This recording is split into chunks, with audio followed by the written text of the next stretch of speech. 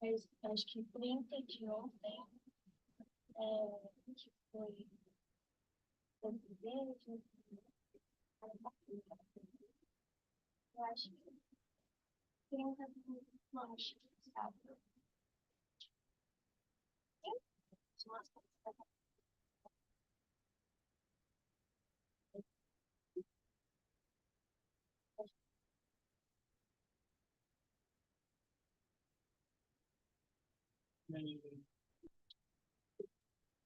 Vai ser aqui? Vai. Vai. Então, é bem agora mesmo, mas pode pegar uma água, se quiser ir no banheiro. Enquanto isso. Vai ser transmitido. Você que é uma namorada. Não.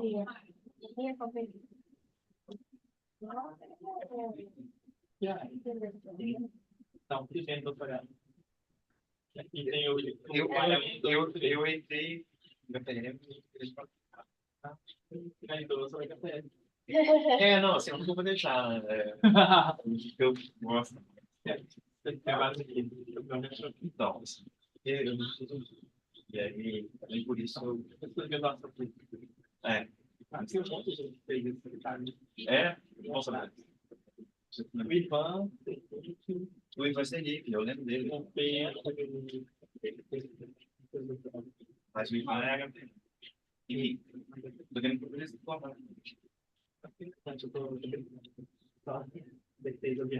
Olá! Ah, não, eu não. Você não conseguiu mexer de lá. Claro. Chama um pouco, Karen. I'm here, huh? Can you hear me?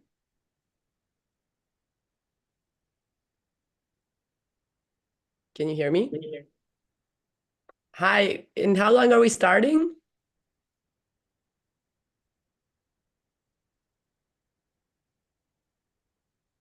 No, we wait a little. Okay.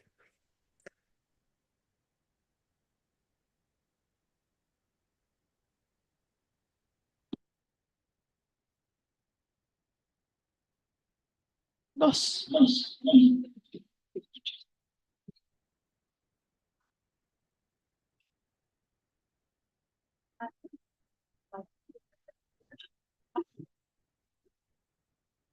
Ela vai nos ouvir aqui, tá? ¿Cómo? Clara vai nos escuchar por aqui. Sí. Que horas vamos a começar? Ya, deberíamos empezar ya. Se presente. Ok. Bueno, checamos.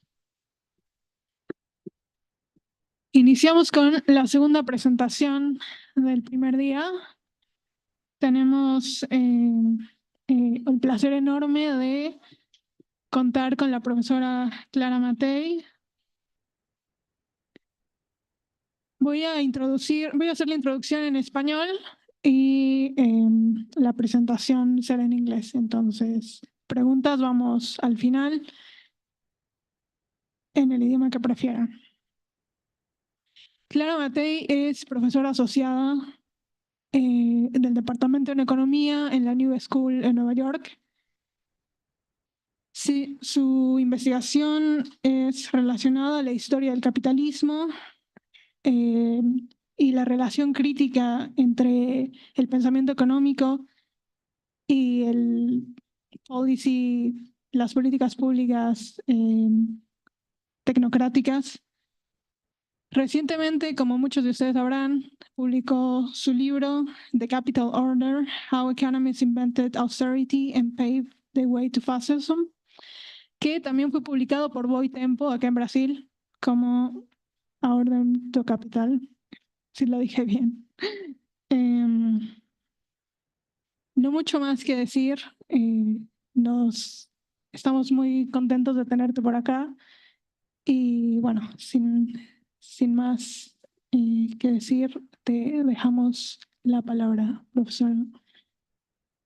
if you want to start your presentation now, we're ready. Thank you so much for coming and for your patience in this technical in between. No problem. It's a pleasure. It's a pleasure to be here, and no problem at all. So yes, I was already introduced. I also wanted to say that I'm going to be directing a new center for heterodox economics that is going to start in February in the University of Tulsa, Oklahoma. And that I hope you can keep that in mind for the future years in case you are interested in exploring further topics in economics that are critical of the mainstream. On a similar note, there is still an open application for a program that is based in Turin, Italy, called International University College. And they do 1 year of Masters of Science. It's actually less than 1 year. It's from January to July. So it's 6 months. And this year's applications are still open until the 1st of October. And they're actually, it's a very interesting program. It's tuition free. So it's a free program, and it's in critical economics and critical and law. So in case you're interested in knowing more about it, just email me, please. You can find the email easily online. It's mattesi@newschool.edu. So both, I just want to start also because I know that after maybe we don't have time to say that there are these two, opportunities. The one in Tulsa, Oklahoma, of the Center for Heterodox Economics is going to be a concrete reality in a bit more than a year, while the IUC, International University College in Turin, is already a reality starting from this January for who is interested. Okay, so then I also think it is very important to situate this presentation in recognizing that we are living through a genocidal moment.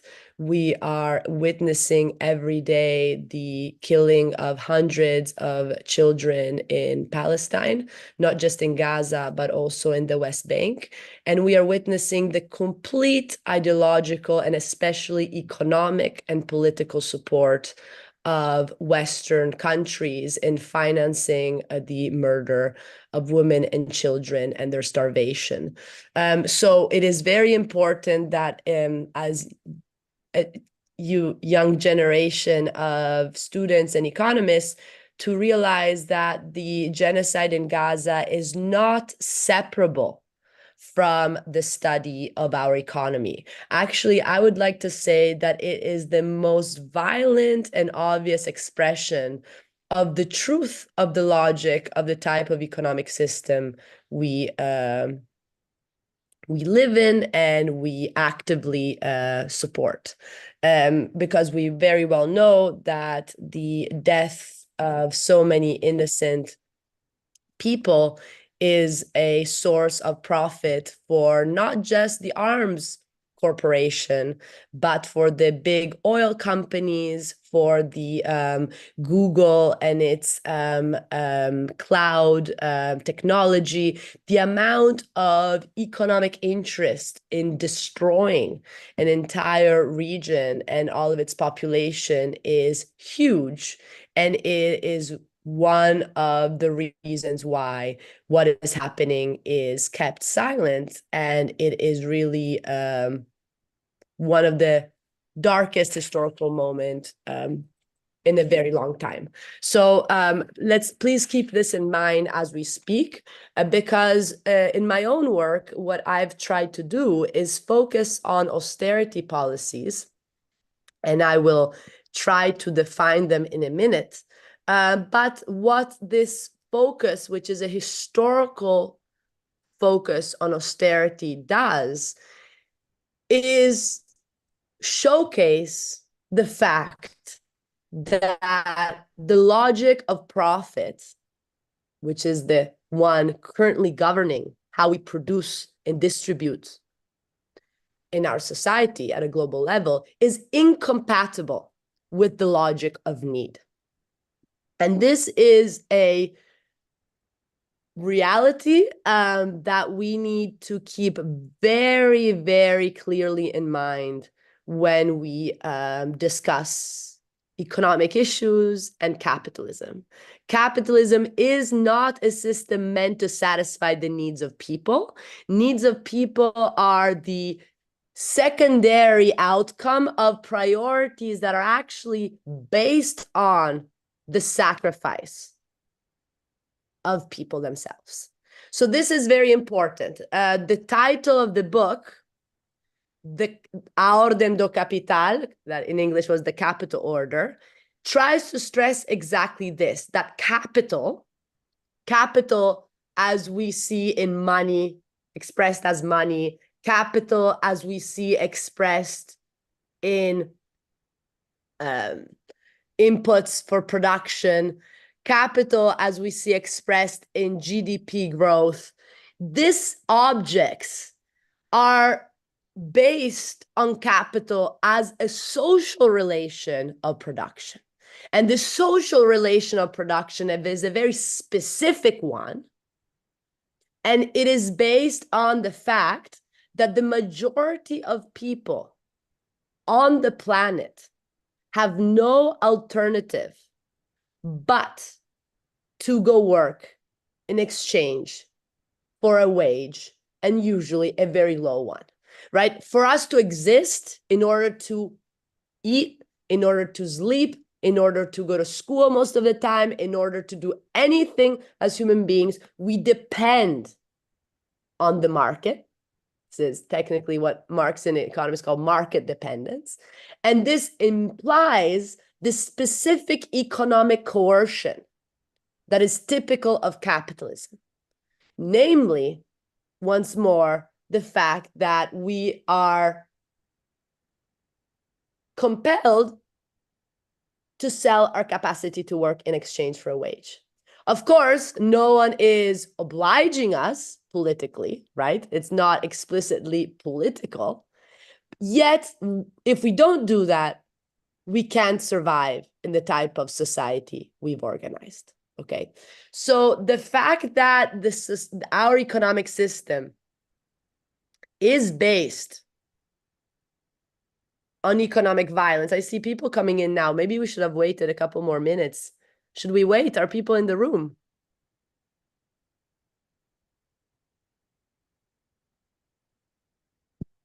It's okay. You can continue with your presentation. But are people in the room, or is it still empty? Because otherwise we wait a couple more minutes.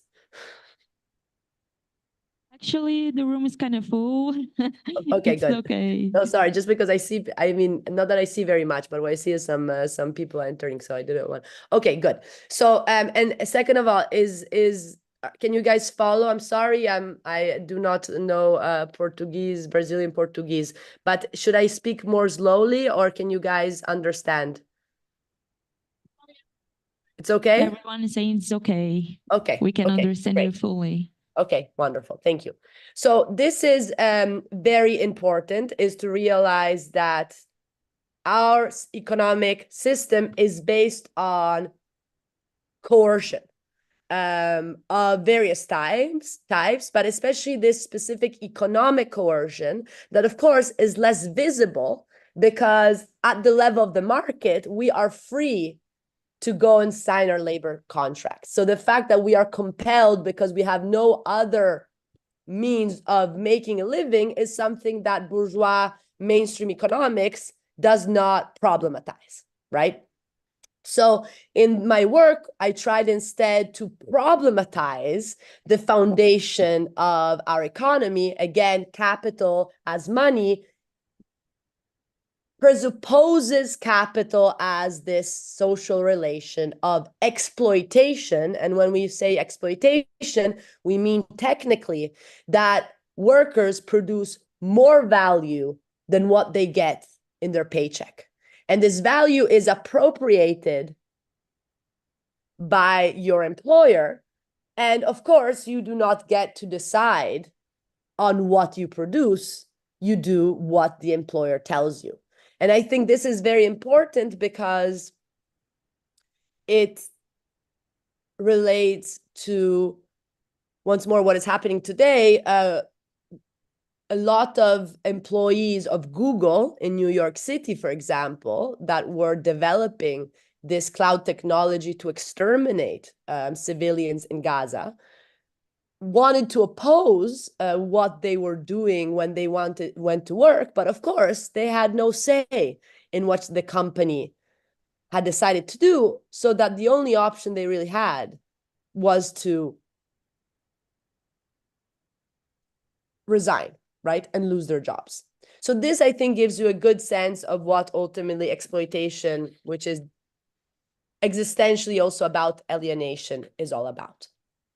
Okay, so once more, the logic of profit that guides our society as incompatible with the logic of need, or rather, when made compatible, is because the logic of profit is able to instrumentalize the fulfillment of our needs, but definitely the idea that economic growth is based on coercion and on the ultimate lack of freedom of the majority of people on the planet who are wage workers.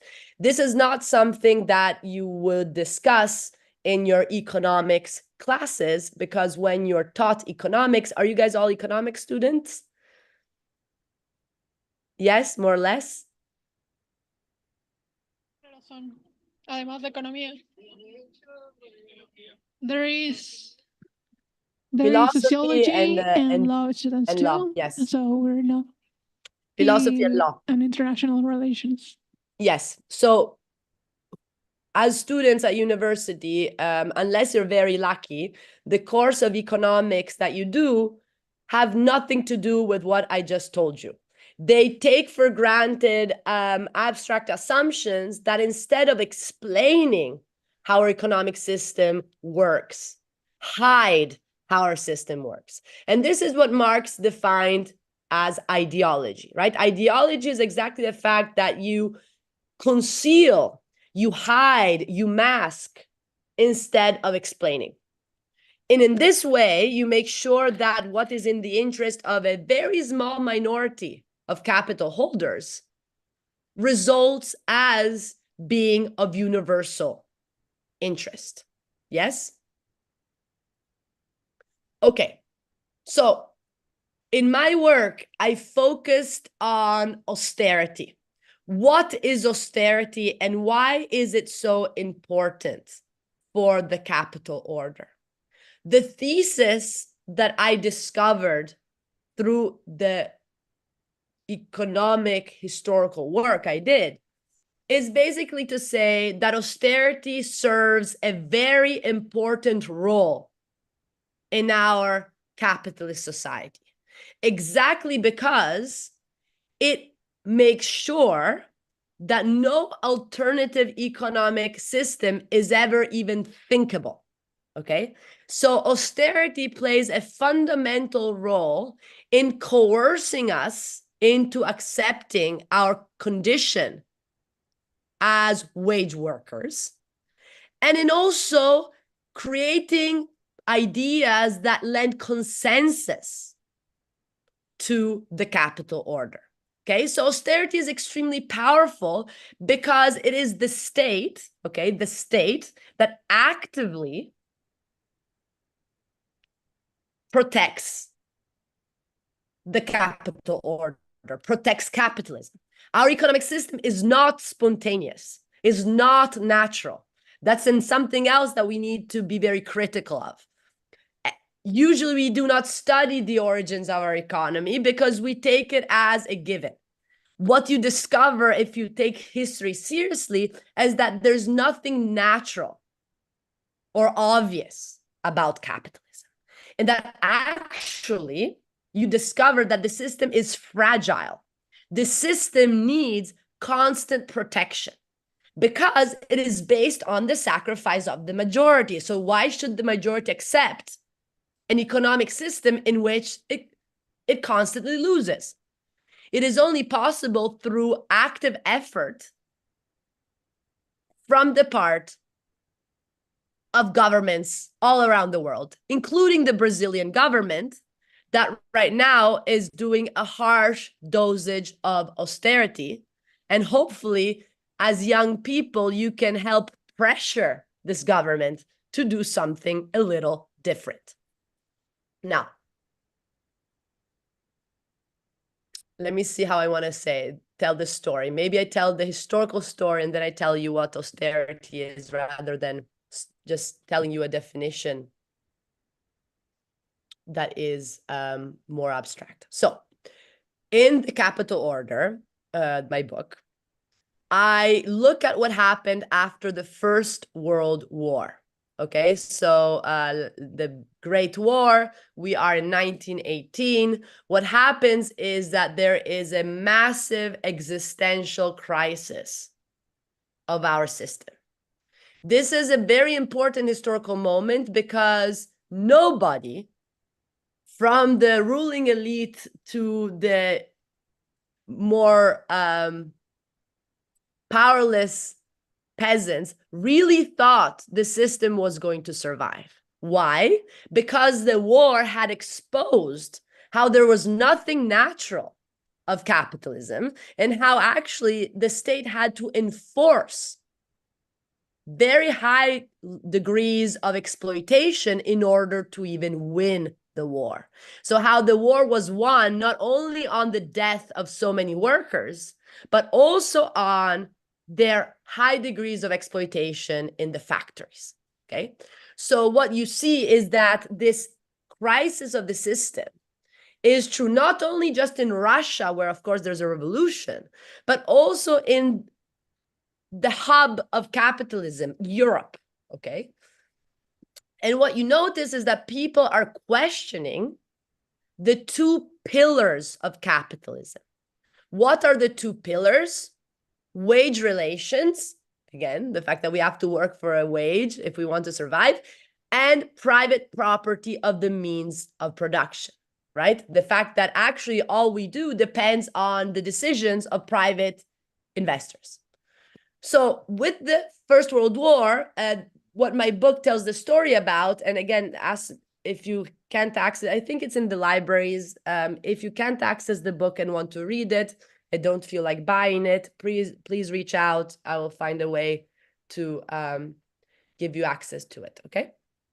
So the first part of the book is all about this existential crisis. And what I show is all of the very interesting experiments of alternative organizations of society. From the council movement in Italy with Antonio Gramsci, the fact that, you know, the factories were being run by the workers through assemblies, to the occupation of land of the peasants, to the guild socialists, very different ways of deciding how to produce and distribute according to the logic of need, not the logic of profit. Yes? So what is interesting about these historical experiments is that they are very timely for us today. Because if you look at what happens in Brazil right now, for example, there are a lot of these movements that try to question the pillars, right? Try to run production through self-governance. In Brazil, there are more than 50 factories, for example, that are run directly by workers. There is, of course, as you know, a big movement for occupation of the land and self-management of the land. But there's a lot of movements that try to rethink the foundation. So again, I think if we read these experiments, it can give a lot of courage to you guys today in your own country to say, well, let's see how the knowledge of what happened in the past can help us actually build stronger alternatives. So this is what happened after the war. 1919 was the peak of the so-called Biennio Rosso, right? Red biennium. Okay, so what happens next? The second part of the book is all about how economists take revenge and adopt very powerful and successful strategies to avoid the breakdown of the capital order. So the story I tell is quite detailed. It's the story of the emergence of austerity policies as the best way to tell people, no, no, no, no, you thought you could have something different. This is not going to happen. Okay? So how does that happen? What I do in my work is I look at parallels between what was happening in Italy and what was happening in Britain. And that is pretty interesting because Italy was fascist. It was the birthplace of fascism of Benito Mussolini, and Britain instead was parliamentary democracy, was liberal. And what you see is that both countries were doing the same type of economic reforms that were aimed at disempowering the workers and people at large. So what is austerity? And this is how looking at history also helps us understand present dynamics, okay? Austerity is not what you read on the news. Austerity is not about being virtuous and balancing the budget and taming inflation. Austerity is not about the state spending less. It is about the state spending away from the people in favor of those who detain capital, okay? So this is the first element of austerity, is fiscal austerity, all right? What is fiscal austerity? Fiscal austerity is about cuts in social expenditure, okay? The state still spends a lot of money, including the Brazilian government. How? Supporting the military-industrial complex that is financing the genocides, supporting asset managers, private asset managers, by subsidizing their investments, de-risking their investments. This is all compatible with austerity. The state spends for the few and instead takes away the basic vital resources to the many. Cuts in social expenditures, cuts in education, in healthcare, in transport, in all of what allows us to exist without selling our capacity to work for a wage, right? So the whole point here is that one element of fiscal austerity, you see already how it helps make us more docile, more willing to accept the capital order. Then austerity is about, of course, regressive taxation, right? So it's about the fact that the wealthy do not pay taxes. The wealthy, those who make a living with capital gains, pay far less taxes than those who make a living through labor. In the United States, and I'm sure Brazil is equally regressive because I've studied that, but in the United States, Warren Buffett is taxed less, and Warren Buffett is one of the richest men in the world, is taxed less than his secretary, okay? In the United States, they tax the tips of the waiters, and they do not tax capital gains, alrighty? A lot of corporations, from Amazon to Starbucks to there's a infinite list, and now I'm Boeing to Google, they pay almost zero in federal income tax. Okay. In the meantime, the workers pay a lot of money with consumption taxes, right? And consumption taxes are very aggressive because anyone pays the same. It doesn't matter how much you make. So of course it's much more for those who make very little, okay? So fiscal austerity, as cuts in social expenditures and regressive taxation, was key then, as it is key now, to disempower workers. And this is what happened both in Britain and in Italy at the time. Then we have monetary austerity. What is monetary austerity? Who knows? What is monetary austerity?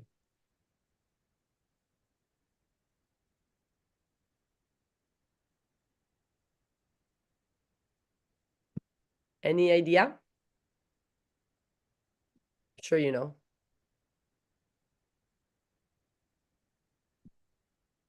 One moment, we're asking people. Somebody wants to say what you think their monetary austerity. I think people are a little shy, Clara. Yeah, don't worry, of course, especially because I'm online, which makes it worse. Okay, so monetary austerity is something you, of course, know about because you hear it very often in the news lately.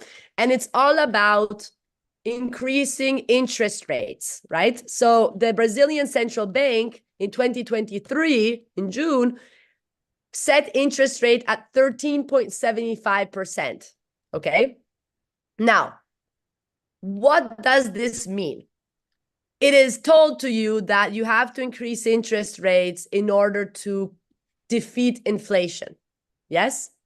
Now, this is ultimately a lie because really what they're telling you is in order to stabilize the money, we want workers to bear all of the suffering.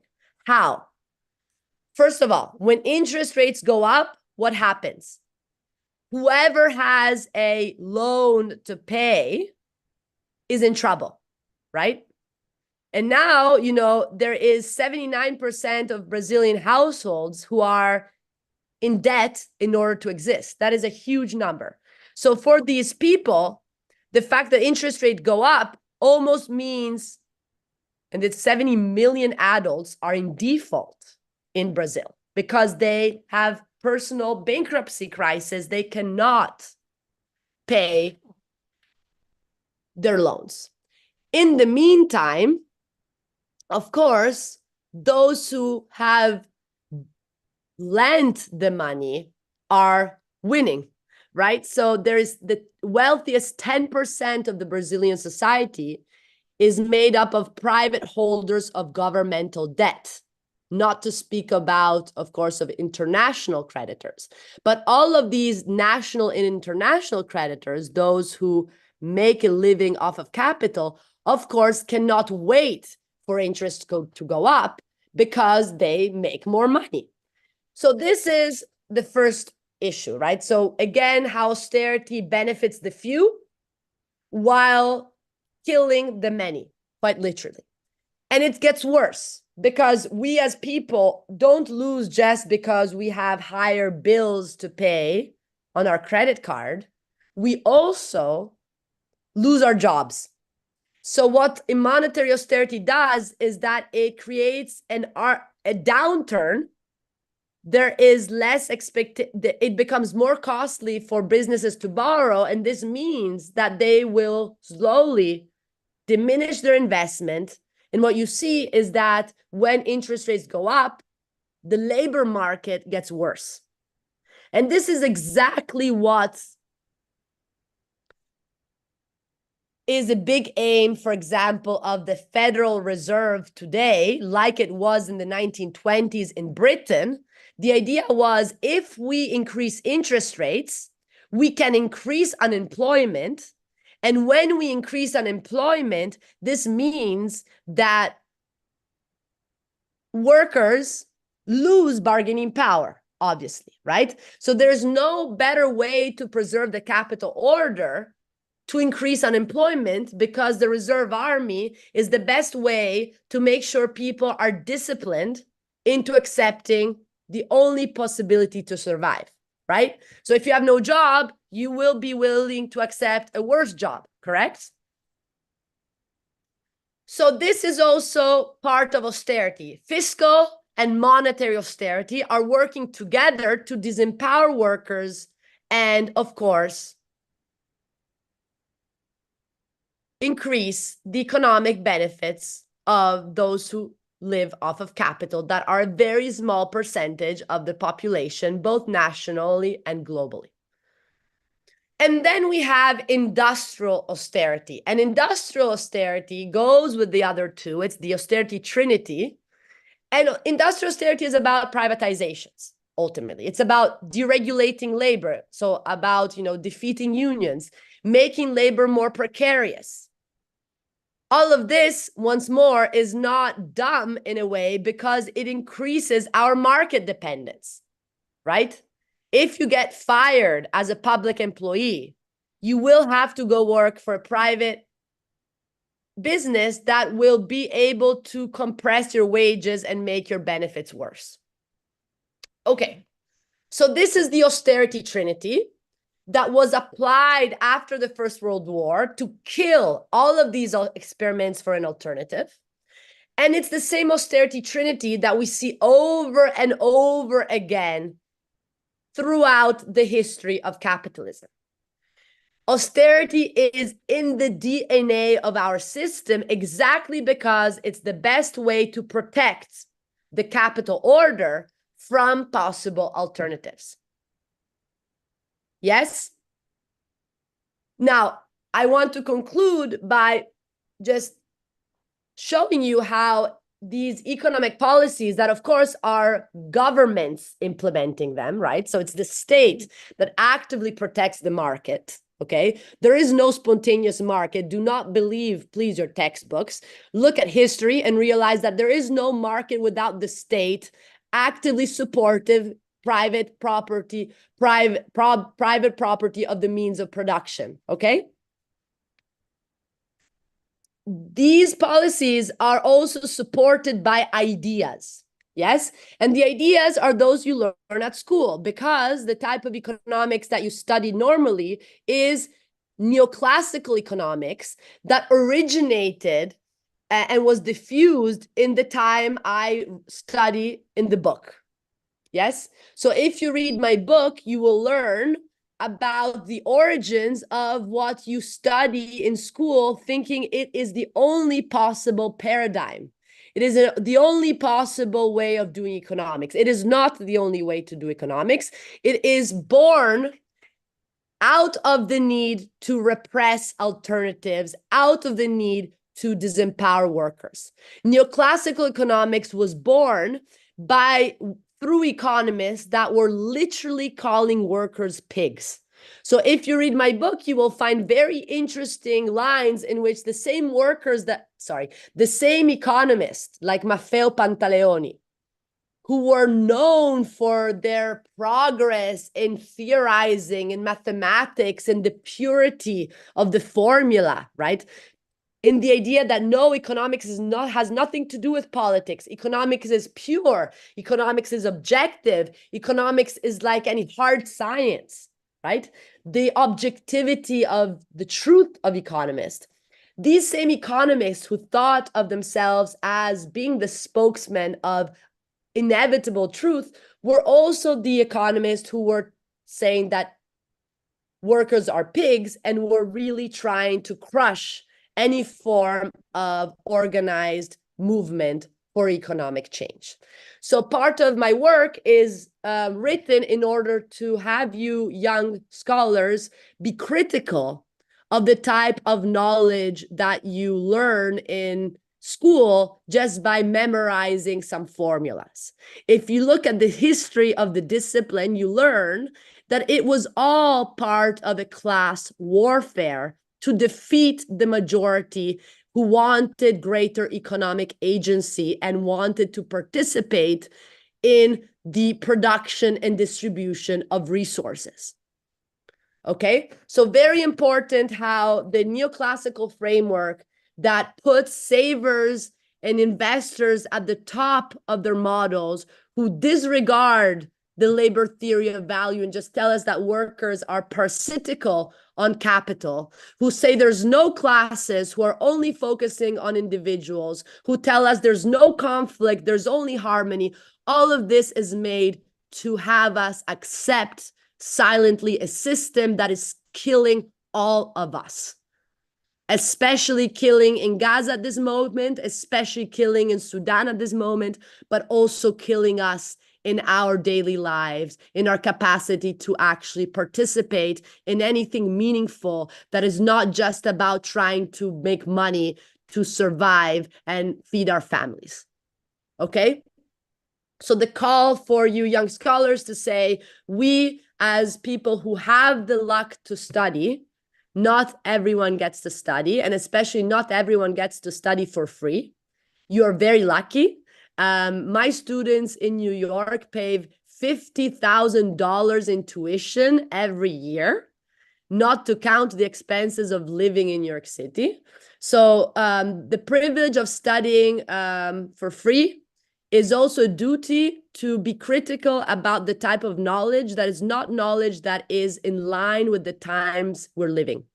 It is knowledge that is anachronistic, and it is knowledge that is pushing for the sacrifice of the majority. We need a new form of knowledge that instead is able to actually confront the contradictions of our capitalist economic system that are getting worse and worse.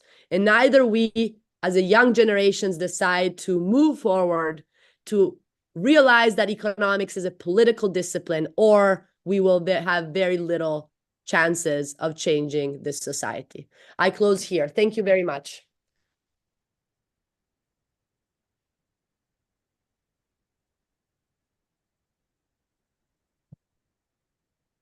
Thank you, Clara. Just to ask about the time, if we got like 5-10 minutes to Oh yes, a couple no problem. questions. I moved my other commitment, so I can stay also like at 15-20 minutes if you want.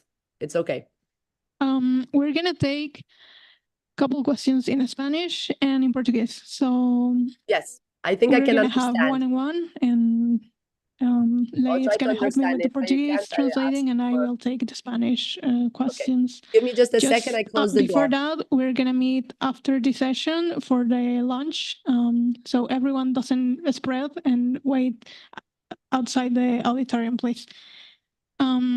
Just to mention about what you were saying on the role of austerity, and we have been told like the importance, and I would like to ask you what do you think the belief of keeping a low inflation for central banks, but also for the common public, was instilled as mainstream and as such a key element in a trick stance in to say that lower inflation would keep the workers protected because it's their purchasing power that is being protected about it, and not questioning the functional distribution of income and the conflict between capital and labor distribution. Where did it get wrong and so tricked? So we're going to take the questions, and then we can pass to you if you want to take 3 at a time, one by one. So should I answer this first?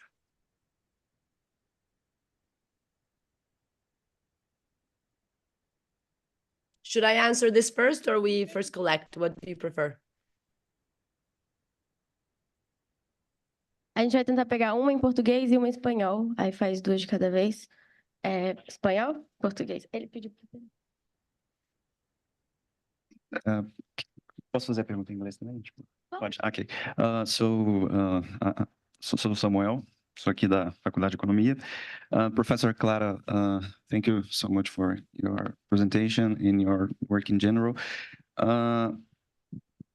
My question is of a boring type, maybe, because could you elaborate more on what do you see as a good method of doing economics? Because you've emphasized here and on your work in general the drawbacks of neoclassical thinking, and maybe the emphasis on mathematical models that aim to explain phenomena disregarding time and place, etc. And your own work, if I understood it correctly, is an example of a historical method.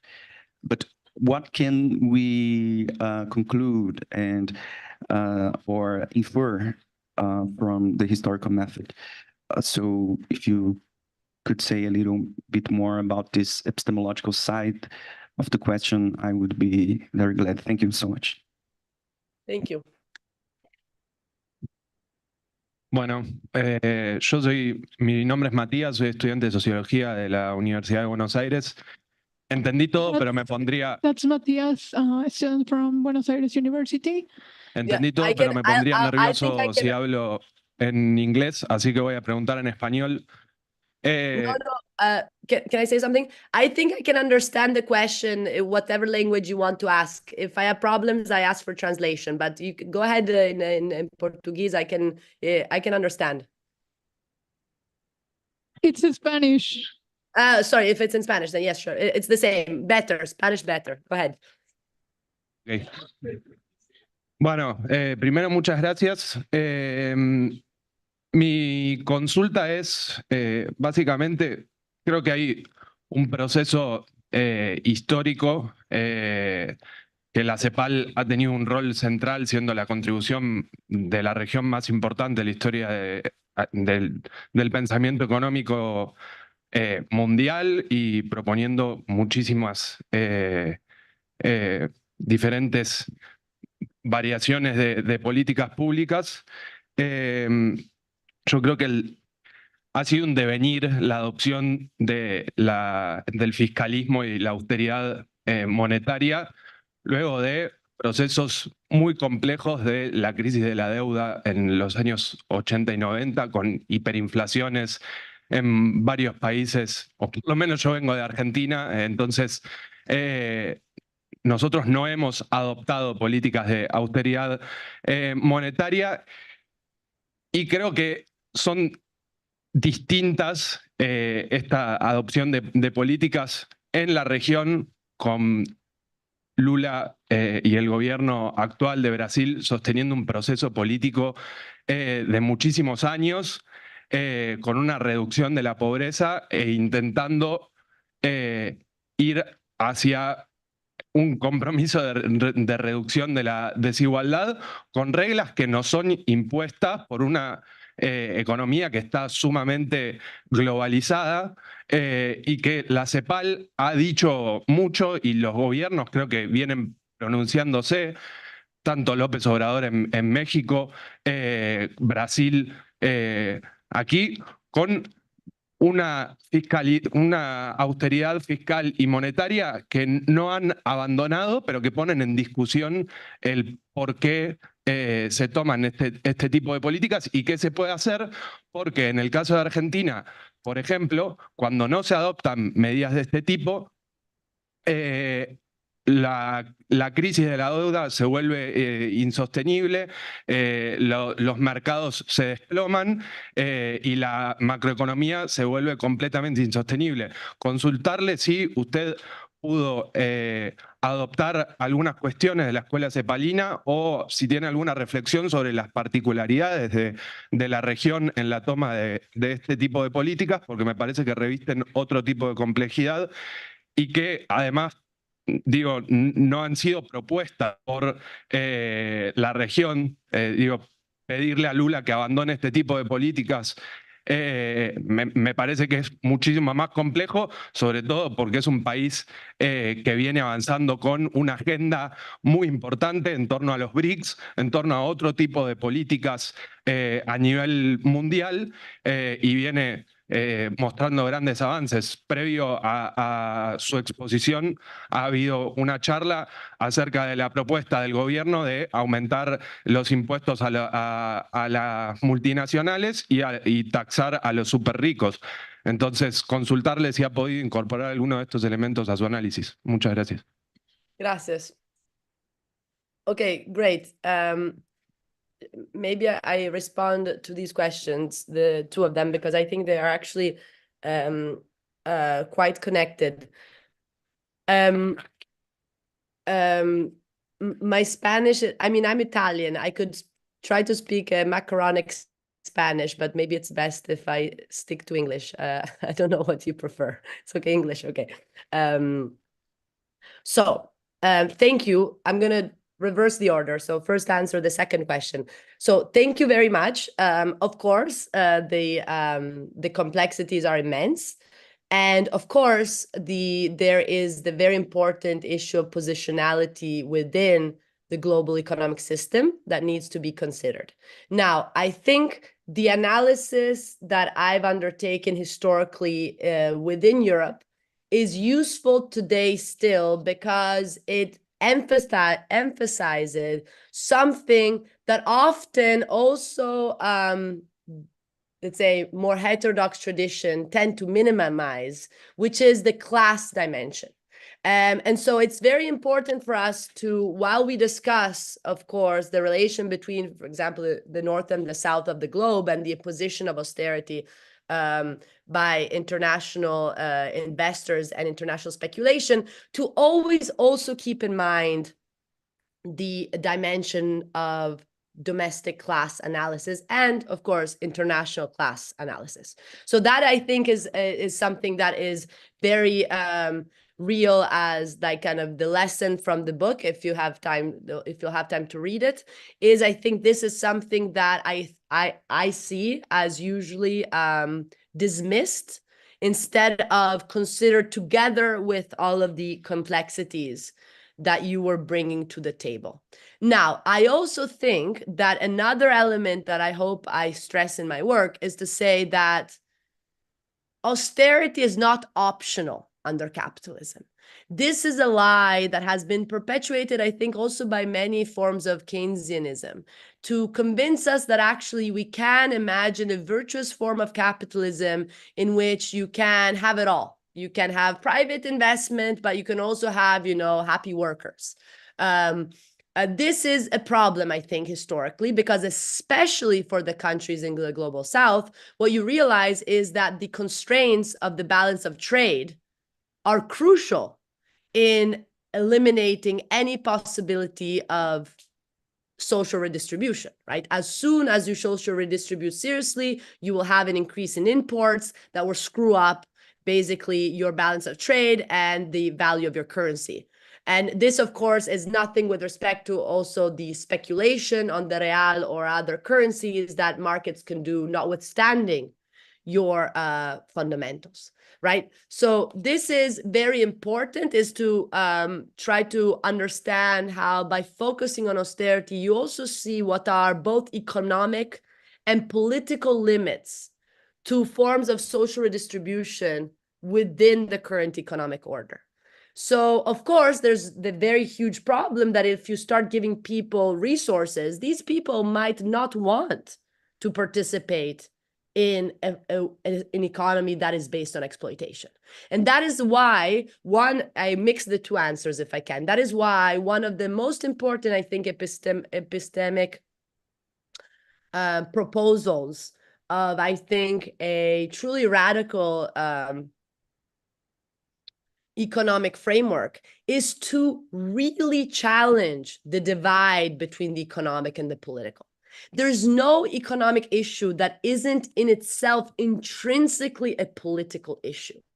And this is, of course, because our capital is ultimately a social relation. So if you, for example, the capitalist government can never redistribute in a way that challenges economic dependence on the market. If people have enough money to survive without having to work for a wage, they will not go work for a wage. And this is a huge problem for our capitalist economy. And this is real, right? If you see what happened in the United States, the fact that the governments did pay higher unemployment benefits, did give money for people to survive during COVID, this was enormous in terms of consequences because it was a political awakening. People were like, why should we go back to work in such horrible conditions if there can be a different way of existing? So you see that when we talk about redistributive policies, when we talk about, counter-cyclical measures, these are not just technical and economic issues. They're deeply political because they have to do with people's possibility of saying, I don't want to participate. In the United States, 30% of workers in 2022 quit their jobs spontaneously. And by the way, job quitting is also a reality in Brazil, I discovered. Job quitting is not a superfluous issue under capitalism. It is a vital issue because it challenges the labor relation, which is so crucial. So, sorry, trying to go back to these two very brilliant questions, I would say that definitely we need to consider this class dimension as crucial because it also shows us what are the true challenges of a government like the Lula government. Because, of course, once you do want to try to do reforms while still pleasing a system that is based on a logic that is antithetical to the logic of need and actually is incompatible with it, then there's all these serious political challenges that need to be faced. And I think the way out of this is really to give space to seriously alternative ways of producing and distributing. And Brazil has many, many realities already on the ground that a government who wants to push for something different would need to support, right? Protect the commons, give space for these self-managed factories that are still true reality in Brazil. There's more than 50 that operate according to principles that are able to splinter and to break from the compulsion of the real competition of capital accumulation. So I think this is very important, is to be able to realize that the way out is to break with economic dependency. And this is especially true from the global south, and be able to organize democratically on the ground. This, of course, is a pretty big challenge because you are challenging the big agribusiness, for example, the asset managers that own the majority of the land in Brazil. You are challenging the big international investors who want to put money in Brazilian industry and the gig economy. This is all, of course, a political issue. But I think it is more than ever important that governments on the left try really to give space for this way of breaking away from the trap of economic dependence. So the message here for me would be, if you want capitalism, you gotta take austerity in one form or another. And I think actually the Lula government today is a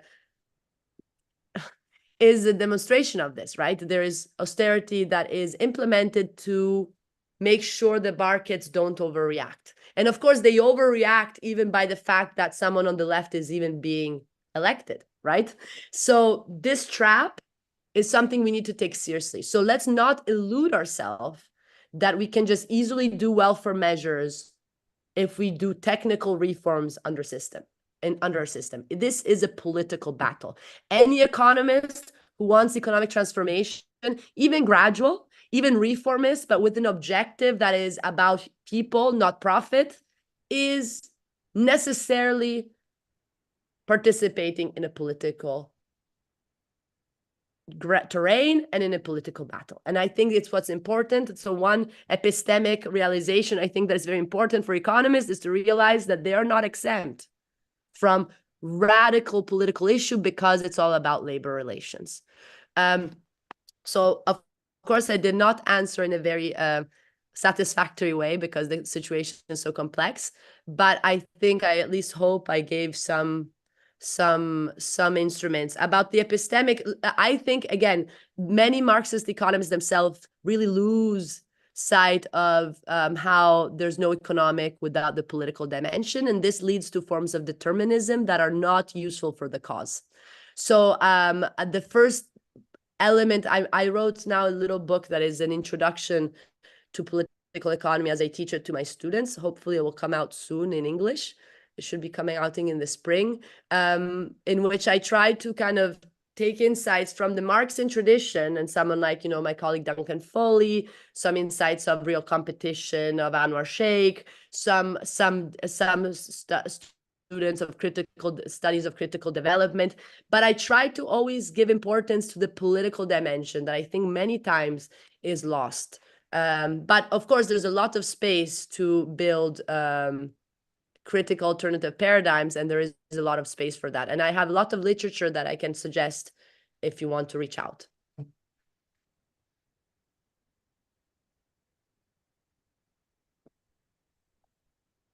Aqui? Que quer fazer perguntas? Paula, encerrou. Acabou o tempo? Ah, acabou a pergunta. É. Okay, Clara, thank you so much for your presentation. Before you go, we ended up the questions because we have to go to lunch right now. Everyone here is hungry, I'm pretty sure of that. But before you go, can we take a picture? Could you hold like 2 minutes for us to take a picture with you? Yes, of course. So everyone, come over here, please. Uh-huh.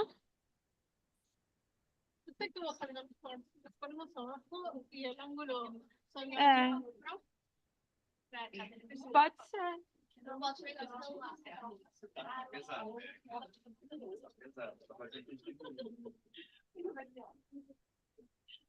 Pero sentados, o como sentados ahí, o parados. No, sentados.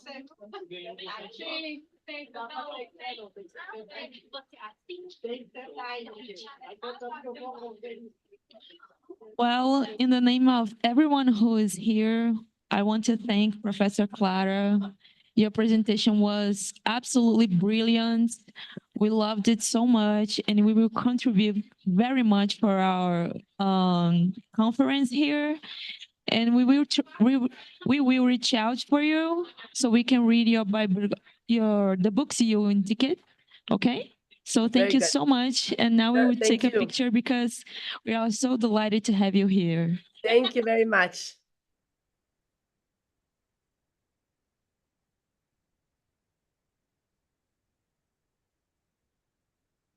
Ho finito, io. Lo svegliamo adesso.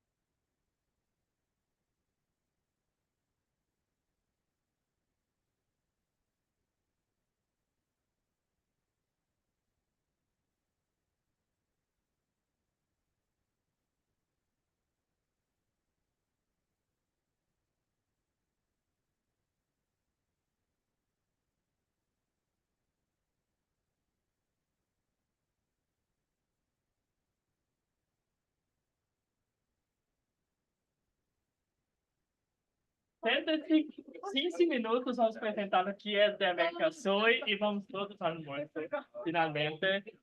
Sí, y después, en la vuelta, tenemos algunos libros que vamos a sortear. Sortear café? Último dia, né? Não, um em cada dia, tem um para cada dia. A gente podia fazer o que a Eu gente fez tenho na aqui edição a passada. cara. O quê? Pedir para eles trazerem memes e a gente mostra os melhores. Bom demais. Foi Eu super vou animado. pedir para eles, então. Deixa eu falar assim. Guarda. Não, é que aí no almoço eles já vão pensando.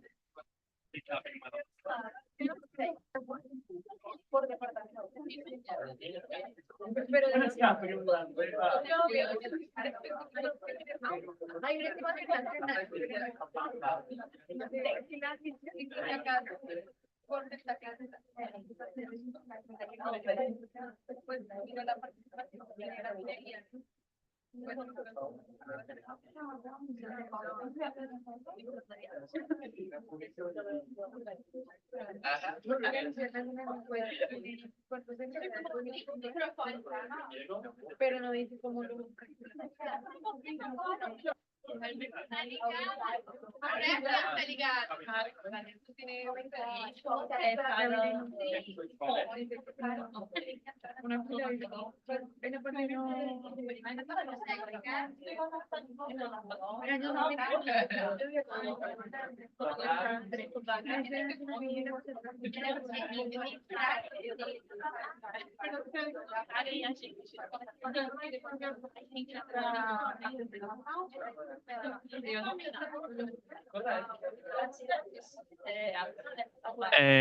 Eu convido à mesa, quem já está aqui, na verdade, Karen Mendiola é a diretora do DAS, da América Sul. Laila vai falar em nome do Repensando a Economia da UFMG. E o Lucas vai falar em nome do grupo da rede Desajuste. Pode vir também para a mesa, Lucas.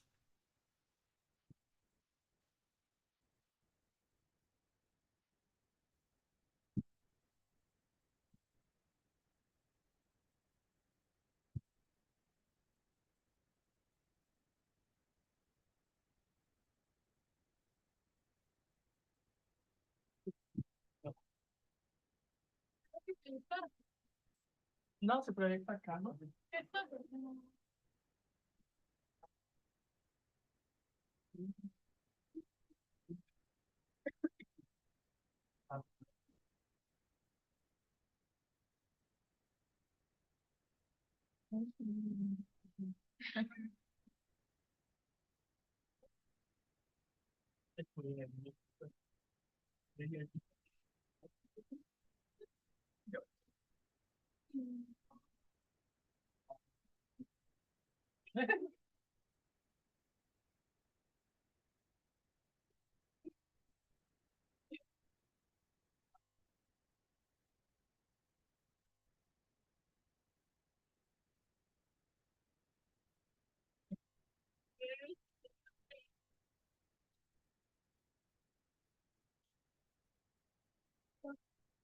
Sim.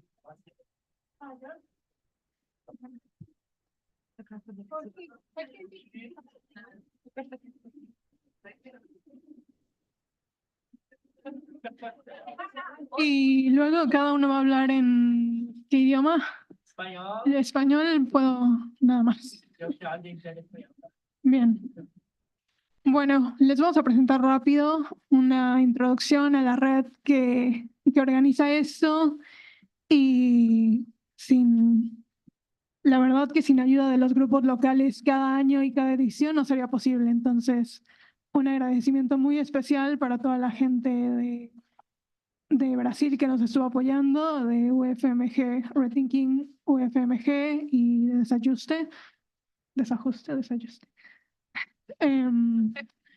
Bueno, de América Soy trata de reunir economistas jóvenes, estudiantes, profesionales, activistas y organizaciones independientes para transformar la economía en América Latina, pero también sugerir guías de ruta en políticas públicas a gobiernos locales y nacionales.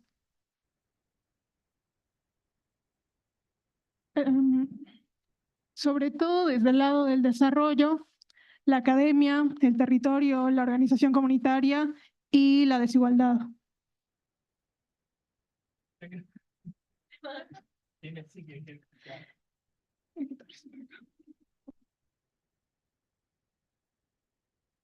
Sabemos lo desigual que es nuestra región porque a muchos de nosotros nos ha tocado vivirlo y en algunas regiones es más visible que en otras. Desde ahí partimos para poner la equidad en el centro, en políticas de distribución de laborales y también en desigualdades educativas. De América Soy inicia siendo un semillero estudiantil, pero generacionalmente fue creciendo. Entonces, tenemos muy en cuenta que no todos partimos de la misma línea y que incluso en universidades públicas, como lo mencionó ahora la profesora Clara Mattei, incluso aunque sea una educación pública y gratuita, no significa que todos podamos terminar o que todos estemos en las mismas condiciones. Entonces, ahí es un punto que la verdad no es tan así. Y tratamos de activar eso, de gente que a lo mejor no llegaría con los mismos recursos, ser ese espacio de ayuda y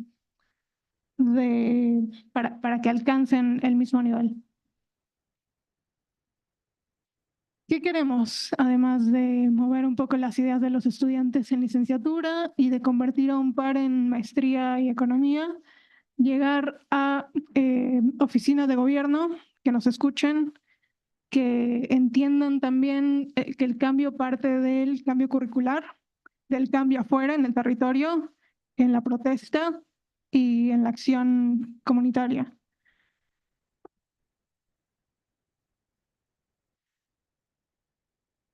Nuestro objetivo principal es establecer un pensamiento crítico en la región, respetando la diversidad territorial y sabiendo que capaz los temas de Argentina tienen el centro en un lado respecto a los de Chile o los de México, y cada uno tiene prioridades distintas. Pero entendemos, y la verdad que hacemos espacio para que esos objetivos y esos contextos regionales distintos se puedan unir en una misma ruta y podemos tener la participación de varios miembros. En esta, nuestras áreas de acción son actividades académicas como esta, la Escuela Latinoamericana, actividades específicas, ya sea conferencias, foros o seminarios, y formación continua a distancia para disminuir las barreras territoriales. Y la invitación es a todos ustedes, si no se han unido a un grupo de América Soy, que lo hagan, o si son individuos que recién conocen Rethinking Economics o que recién nos conocen a nosotros, que se acerquen, nos escriban y nos digan, mira, yo estoy buscando más o he estado buscando más del lado de activismo ambiental o del lado de género, del lado de cuidados, y poderlos integrar a su red local y que eventualmente, bueno, participen en eventos como este o en iniciativas de vuelta de políticas públicas.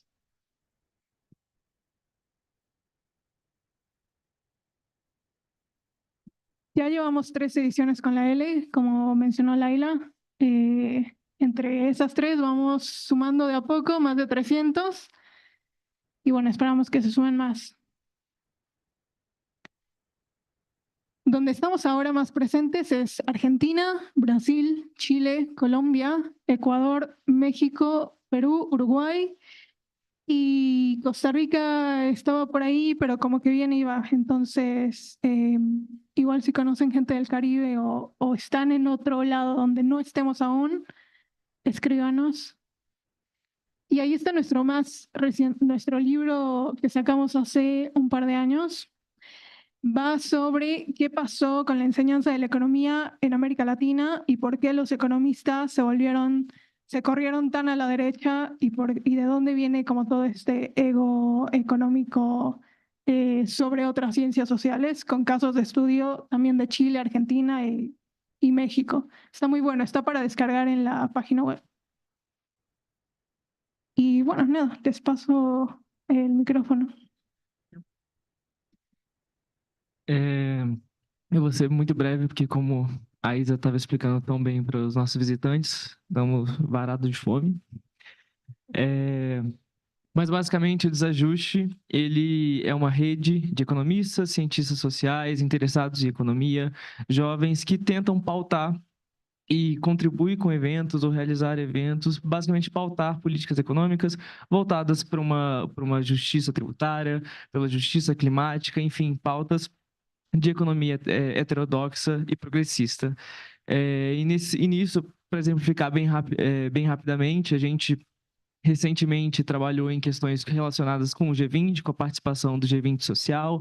Estamos desenvolvendo ainda coisas nesse sentido. Estamos prestes a lançar, por exemplo, uma carta de compromisso para as candidaturas das eleições municipais. Levamos um minicurso para Diamantina e ajudamos bem pouquinho aqui nas fontes para realizar esse evento que está rolando aqui, além de que a gente também faz de 2 em 2 anos um congresso nacional, fizemos já em Niterói no ano passado, e todos já podem se considerar convidados para o ano seguinte. E temos também justamente a nossa rede, que se manifesta pelo Instagram, pelo desajuste com, @, que depois eu vou mandar nos grupos também, mas também nosso WhatsApp. Basicamente, são mais de 400 economistas ou interessados que se juntam para discutir esses temas, trazer as notícias, também se ajudar nos temas de pesquisa ali e desenvolver mais eventos como esse, desenvolver mais iniciativas, tentar trazer propostas e basicamente unir a sociedade, tanto da academia quanto aqueles que estão trabalhando em governo, em instituições do terceiro setor, basicamente em volta desses temas que são tão caros para a gente, que a gente vai ver muito ainda ao longo dessa escola de economia heterodoxa.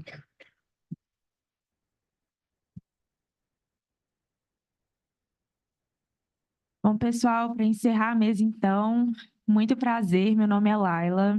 Eu estou liderando a equipe acadêmica do Repensando a Economia, o FMG. Nós que recebemos vocês aqui, né? Fomos os principais organizadores junto com o DAS.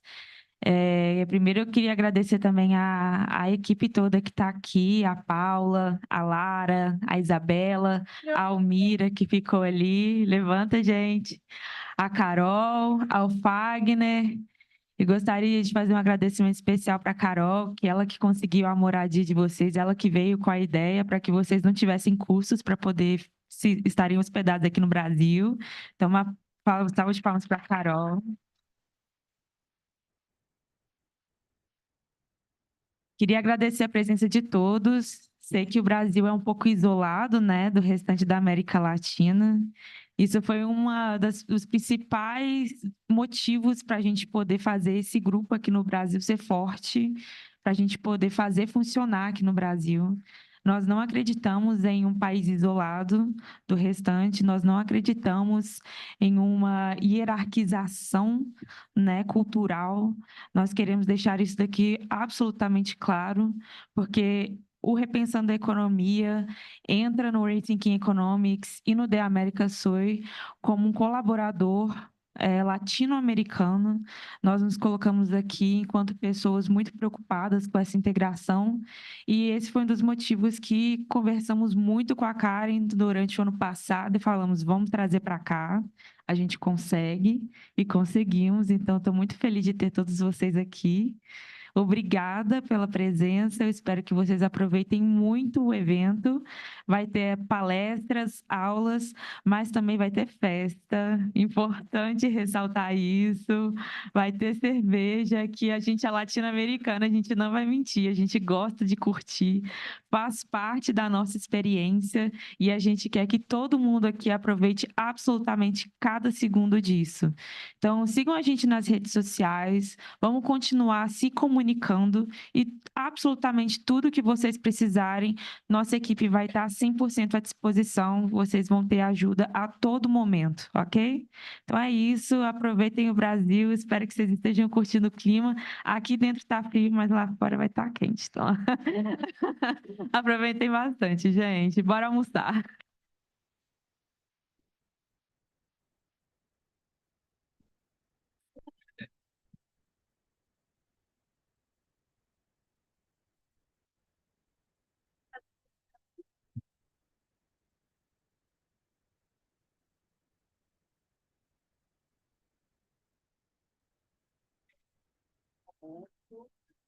Subimos juntos, foi ó, e a sua ideia só para facilitar. Subimos juntos, não tá lá.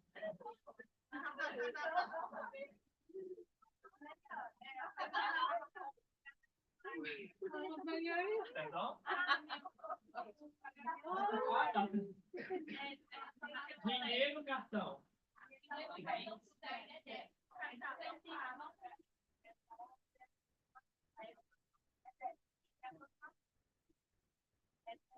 Pode pagar comigo.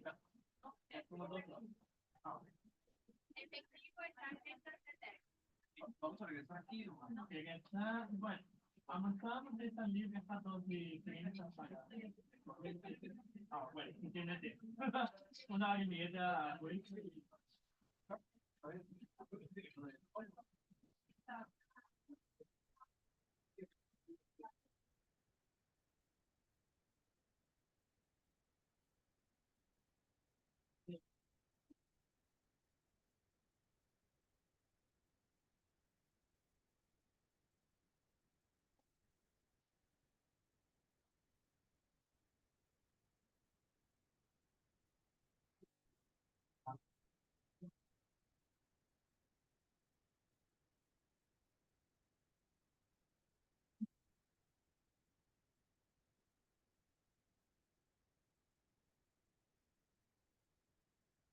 Tengo preguntas especial, no.